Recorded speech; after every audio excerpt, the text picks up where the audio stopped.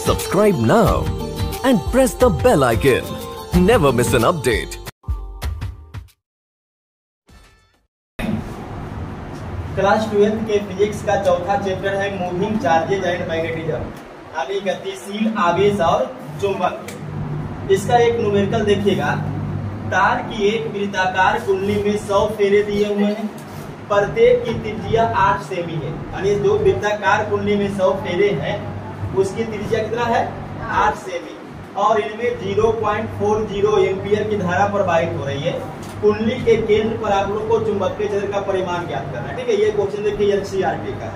अभी देखिए, कल हम लोग डायोड सावर्त का पहला एप्लीकेशन देखे, वृत्ताकार कुंडली के केंद्र पर कितना चुंबकीय क्षेत्र उत्पन्न होगा, बस वही चीज तो आपको निकालना है। देखिए, अगर आप देखिएगा कि एक धारावाही वृत्ताकार कुंडली है, इसका केंद्र मान लीजिए कि यहाँ पर P है और इसका त्रिज्या R है और इसमें I धारा प्रवाहित हो रही है, तो यहाँ पर केंद्र पर जो चुंबकीय क्षेत्र उत्पन्न होता है उसका परिमाण म्यू नोट N I बटा 2R होता है बायो सावर्त के नियम से। कल हम लोग इसको निकाले थे, बस यही बना फॉर्मूला आप लोग लगाइएगा, ये बन जाएगा। तो यहाँ पर हम लोग देखेंगे, यहाँ दिया हुआ क्या है, देखिए ये म्यू नोट तो कांस्टेंट है, N क्या है? फेरों की संख्या। तो लिखेंगे कुंडली में फेरों की संख्या N कितना है छोटू? 100। उसके बाद I क्या है? कुंडली में प्रवाहित धारा। तो कुंडली में प्रवाहित धारा I इक्वल टू कितना है? देखिए 0.40 एम्पियर। उसके बाद R क्या है? कुंडली का त्रिज्या, कुंडली का त्रिज्या ये कैपिटल R कितना दिया हुआ है त्रिज्या? देखिए 8.0 सेमी। अब ध्यान दीजिएगा, यहाँ पे ये जो I है विद्युत धारा, उसका मात्रक एम्पियर है, तो एम्पियर या सही मात्रक है, और त्रिज्या का मात्रक दे दिया है सेमी, सेमी सीजीएस मात्रक है, तो इसको बदलना पड़ेगा या साई में। अब या साई में बदलिएगा तो 8.0 एक सेमी का मान होता है 10 के पावर -2 और फिर मीटर में यम लगेगा। या साई मात्रक में इसको बदलना पड़ेगा, क्योंकि ऊपर जो मात्रक है एम्पियर वो कौन सा मात्रक है? या साई। न्यूमेरिकल बनाने में एक चीज ध्यान रखिएगा छोटा सा, कि अगर मात्रक दोनों बराबर नहीं है तो फिर आपका आंसर में गड़बड़ हो जाएगा। मात्रक बराबर कीजिए सबसे पहले, ठीक है। अब केंद्र पर चुंबकीय क्षेत्र का परिमाण ज्ञात करना है, तो लिखेंगे इसीलिए बायो सावर्त के नियम से, बायो सावर्त के अनुप्रयोग से केंद्र पर चुंबकीय क्षेत्र B इक्वल टू होता है म्यू नोट N I बटा 2R। अब मान रख लीजिएगा, देखिए B equal to mu naught का मान 4 pi cross 10 to the power -7 henry प्रति मीटर। फिर N देखिए, ध्यान दीजिएगा, N कितना है? 100, तो 100 को हम लिख सकते हैं 10 का पावर 2। फिर I कितना है? 0.40 एम्पियर और बटा 2, और R है त्रिज्या, त्रिज्या कितना आया है? 8.0 cross 10 to the power -2 metre. अब इसको सॉल्व कीजिएगा, देखिए ध्यान दीजिएगा, इसको आप 2 से काट सकते हैं, इसको काट दीजिए और 4 बार में, ठीक है, और इसको काट दीजिए 10 चौके 40। अब गुणा कर लेते हैं, पाई का मान 3.14 गुना 10 का पावर, देखिए अगर ये ऊपर गया तो 2 और 2 4 हो जाएगा प्लस में, और माइनस में 7 है तो -7 प्लस 4 कितना बचेगा? माइनस में 3, और एक अंक दशमलव इसका, देखिए दशमलव 1 0 है, लास्ट में 0 को नहीं भी गिनिएगा, कोई दिक्कत नहीं। अगर हम इस दशमलव को यहाँ पर ले जाते क्या बन जाएगा? 1.0, और अगर हम ये 1.0 में इससे गुणा करेंगे तो वही रह जाएगा। तो इसका मतलब है कि एक अंक दशमलव को हम लोग खिसकाएं दाहिना तरफ, पावर हो जाएगा माइनस। पहले कितना था? -3, और एगो पावर और माइनस होगा तो -4। चुंबकीय क्षेत्र का मात्रक टेस्ला। यही आपका देखिए परिमाण आएगा। क्लियर? नोट कर लीजिए इसको। नेक्स्ट क्वेश्चन देखिए, एक वृत्ताकार कुंडली की त्रिज्या 0.2 मीटर है और इसमें फेरों की संख्या 72 है। यदि कुंडली में 0.24 एम्पियर की धारा प्रवाहित हो रही है तो उसके केंद्र पर चुंबकीय क्षेत्र निकालें। इसके पहले वाला जो क्वेश्चन था वो सेम है, देखिए समझिए। फिर से क्या दिया हुआ है, एक वृत्ताकार कुंडली और इस कुंडली का त्रिज्या मान लीजिए कि ये केंद्र है और इसका त्रिज्या ये r कितना दिया हुआ है 0.2 मीटर, ठीक। और इसमें फेरों की संख्या 72 है, ठीक। यदि कुंडली में 0.24 एम्पियर की धारा प्रवाहित हो रही है तो आई का मान कितना हो गया 0.24 एम्पियर। कुंडली के केंद्र पर, यहाँ पे मान लीजिए कि केंद्र पर कोई बिंदु P है, चुंबकीय क्षेत्र का मान ज्ञात करना है, ठीक है। तो यहाँ लिख लीजिए, देखिए यहाँ दिया हुआ क्या है, यहाँ दिया हुआ है वृत्ताकार कुंडली की त्रिज्या, वृत्ताकार कुंडली की त्रिज्या, त्रिज्या का संकेत क्या है कैपिटल R, और ये दिया हुआ है 0.2 मीटर। उसके बाद इसमें फेरों की संख्या क्या हो, वृत्ताकार कुंडली में फेरों की संख्या, फेरों की संख्या का संकेत N, और ये दिया हुआ है 72 फेरों की संख्या।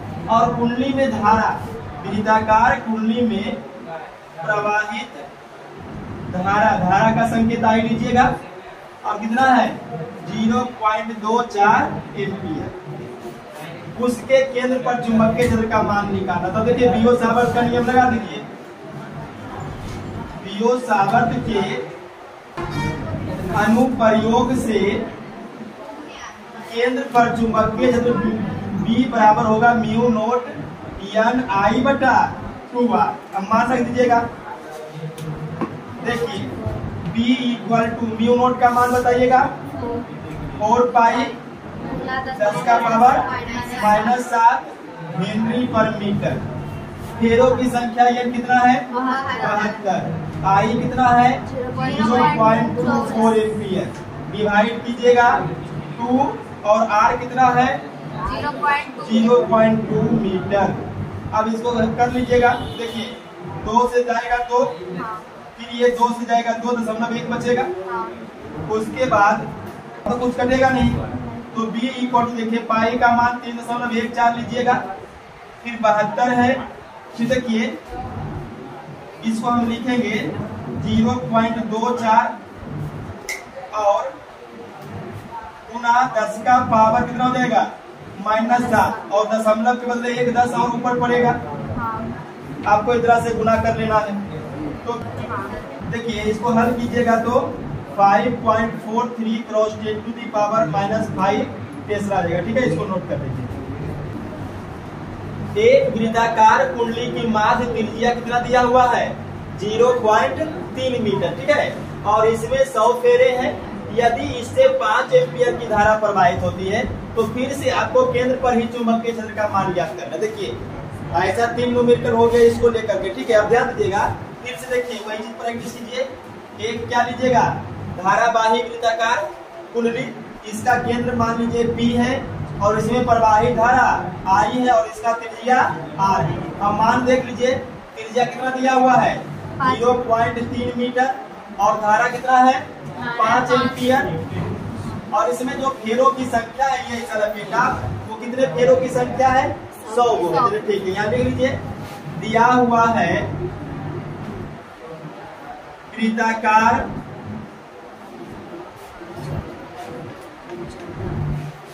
कुंडली की त्रिज्या R इक्वल टू 0.3 मीटर। इसमें फेरों की संख्या, तो वृत्ताकार कुंडली में फेरों की संख्या N दिया हुआ है 100 और इसमें प्रवाहित धारा I ले लीजिएगा 5 एम्पियर। निकालना क्या है, हम लोग को निकालना है केंद्र पर चुंबकीय क्षेत्र। केंद्र पर चुंबकीय क्षेत्र का मान कितना होगा। बियो-सावर्त का प्रयोग नंबर 1 लगा दीजिए। बियो-सावर्त के अनुप्रयोग से, ध्यान दीजिएगा, B इक्वल टू क्या होता है, म्यू नोट Ni/2r। अब मान रख दीजिएगा सबका। देखिए B equal to mu naught का मान 4 pi cross 10 to the power -7 henry per metre. n कितना है 100, तो 100 को 10 का पावर 2 के रूप में लिख लेते हैं। और I कितना है 5 एम्पियर। बटा कीजिए 2 और R का मान है 0.3 मीटर। अब इसको हल कीजिएगा। देखिए 2 से 2 खत्म, तो B इक्वल टू, और यहाँ पर देखिए अगर दशमलव हटाइएगा तो ये को 10 ऊपर चला जाएगा, ठीक है। बचेगा कितना 2 और पाई का मान 3.14, फिर 5 और 10 का पावर देखिए, यहाँ पर पावर 1, यहाँ पर 2, कितना हो गया 3, और यहाँ पर है 7, तो कितना बचेगा -4 और बटा में है 3। अब इसको गुना भाग करिएगा तो इनसे कितना आएगा 1.05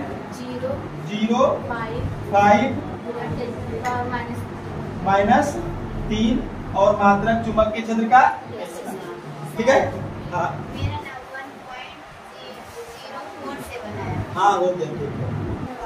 अगला क्वेश्चन देखिए, 5 गुना 10 का पावर 7 मीटर प्रति सेकेंड की चाल से गतिशील कोई इलेक्ट्रॉन 5000 गाउस के एक समान चुंबकीय क्षेत्र में घूम रहा है, ठीक है। पहले दिया हुआ क्या उसको लिख लीजिए।